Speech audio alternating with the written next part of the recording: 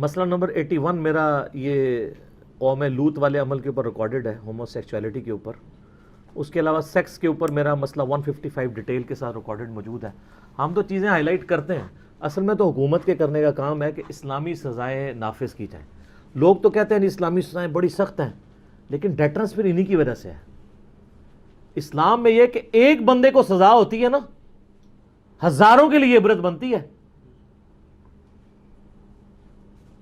سورۃ المائدہ میں سورہ نور پڑھ کے دیکھیں، اللہ تعالیٰ فرماتا ہے جب یہ سزا زانی کی سزا دی جا رہی ہو تو مسلمانوں کی ایک جماعت اسے ویٹ کرے، وہ دیکھیں اس کو،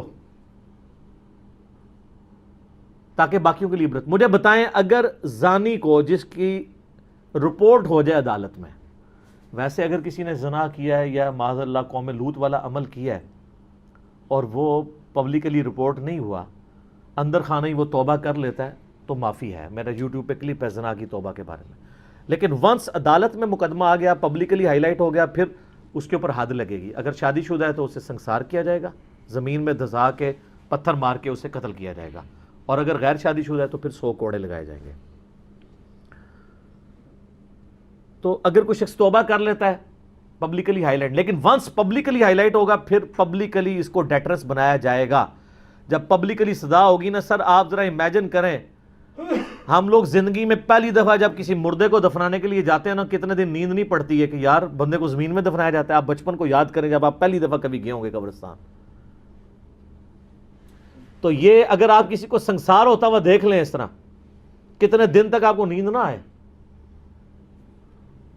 آپ دیکھ لیں 2 ملکوں کے اندر اسلامی سزائیں کسی حد تک نافذ ہیں، سعودیہ میں اور ایران کے اندر. تو آپ وہاں کرائم ریٹ دیکھ لیں کتنا نیچے ہے. ڈیٹرنس ہے. یہاں لوگوں کو پتہ ہوتا ہے ہم سزا کر کے بھی چھوٹ جائیں گے. تو پھر یہی ہو رہا ہے. آپ دیکھ لیں پورے ملک نے ہنگامہ کھڑا کیا تھا زینب قتل کیس کے اوپر، سزا بھی ہو گئی، پھر معاملات وہیں پہ ہیں. کیوں کہ صرف ایک زینب قتل کیس کو تو آپ نے اس کے اوپر سزا نہیں دینی تھی، اس کے بعد بھی جو چیزیں رپورٹ ہو رہی تھی ساتھ ساتھ سزائیں دیں. یہ کنٹینیوس معاملات چلتے رہتے، معاملات خود بخود ریفائن ہو جانے تھے. ابھی بھی آپ دیکھ لیں وہ چونیا شہر کی بھی رپورٹ آئی ہے قصبے کی، 3 یا 4 بچوں کے ساتھ ایسا ہوا ہے. پھر یہ ظالم کے بچے ایک طرف برائی کرتے ہیں، دوسری طرف پھر قتل بھی کر دیتے ہیں. کتنا ظلم کر رہے ہیں. یہ بچے کی جان تو نہ لو، ایک بےغیرتی تم نے کی ہے، تم اس لیول پہ کہ اس کی زندگی بھی اس سے چھین لیتے ہو. اس پہ کرنے کا کام گورنمنٹ کا. جی میں اس میں قصوروار صرف اور صرف حکومت کو سمجھتا ہوں. یہی معاملہ جب ایکس گورنمنٹ میں ہوا تھا تو عمران خان صاحب نے ہنگامہ کھڑا کر لیا تھا. آج تو عمران خان صاحب کی اپنی حکومت ہے تو ہمیں تو وہ ہنگامہ نظر نہیں آ رہا. ماڈل ٹاؤن کیس ہوا تھا، عمران خان صاحب نے ہنگامہ کھڑا کر لیا تھا. ساہیوال انسیڈنٹ ہوا ہے، آپ دیکھ لیں ابھی تک کہانیاں کرا رہے ہیں. وہ 3 کروڑ کا ایک چیک دے دیا ہے، بس کچھ بھی نہیں ہو رہا. اس سے جرم سے انکار کر دیا ہے وہ اداروں کے لوگوں نے جن کو پوری دنیا نے کام کرتے ہوئے دیکھا ہے. اب وہ یہ سمجھتے ہیں شاید ہم نے مر کے کسی کو منہ نہیں دکھانا. میں تو اگر وہ یہ ویڈیو میری دیکھ رہے ہیں تو دنیا میں اقرار جرم کر کے اپنی سزا بھگت لیں. آخرت کی عذاب بہت خطرناک ہے. دنیا میں اگر آپ نے سزا بھگت لی تو آخرت معاف ہو جائے گی، لیکن اگر دنیا میں آپ اس طریقے سے لوگوں کی آنکھوں میں دھول جھونک کے اپنے آپ کو بچا بھی لیں گے نا، آخرت میں آپ بچ نہیں پائیں گے. یہ ذہن میں رکھیے گا، ناٹ ایٹ آل. اور یہ یاد رکھیے گا یہ قوم لوط والا عمل اتنا خطرناک ہے. ابو داؤد اور ترمذی کے اندر حدیث ہے، نبی صلی اللہ علیہ وآلہ وسلم نے فرمایا کہ اللہ تعالیٰ حق کہنے سے نہیں شرماتا. کوئی شخص اپنی بیوی کے ساتھ بھی قوم لوط والا عمل نہ کرے.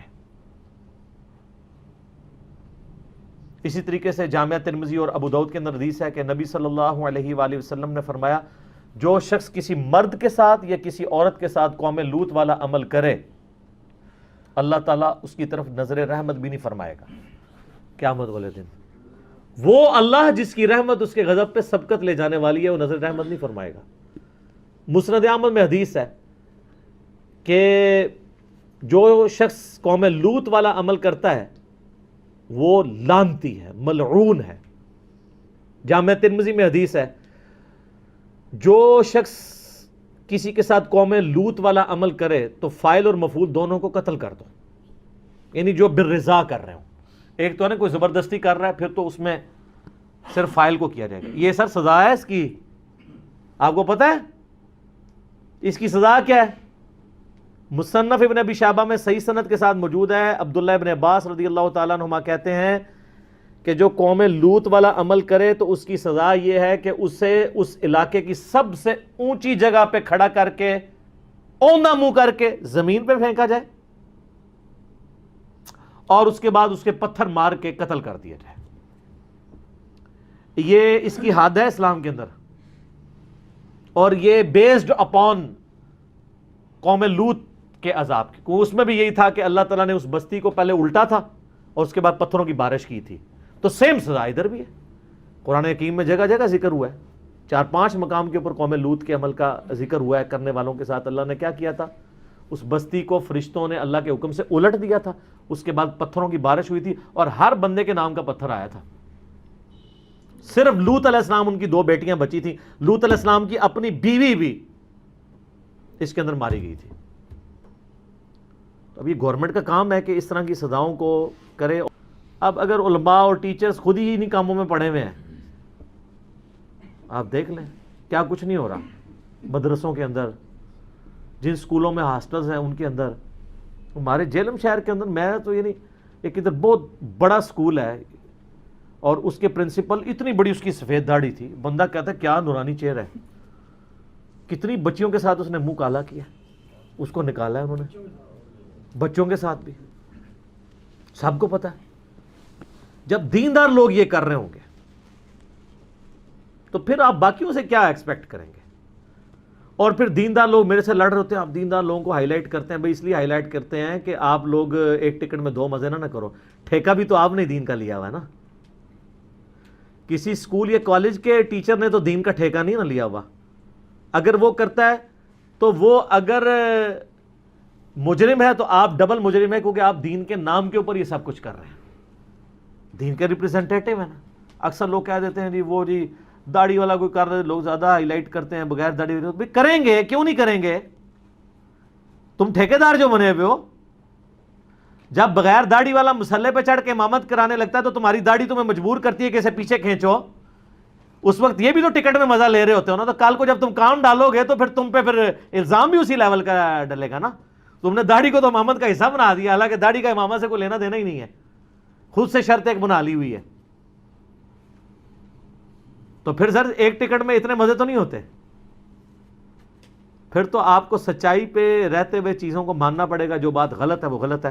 تو یہ قصور میں جو کچھ ہو رہا ہے اس میں حکومت مجرم ہے جی، جب تک وہ سزائیں نہیں دیتی۔ CCTV کیمرے لگائے جائیں، DNA ٹیسٹ کروا رہے ہیں، پھر وہ بھی عوام کا ہی پیسہ رگڑ رہے ہیں، اتنا مہنگا یہ DNA ٹیسٹ ہوتا ہے، یعنی عذاب عوام کے اوپر ہی ڈالنا ہے ہر چیز کا، ان کی غلطیوں کا وبال بھی عوام کے اوپر ہونا ہے۔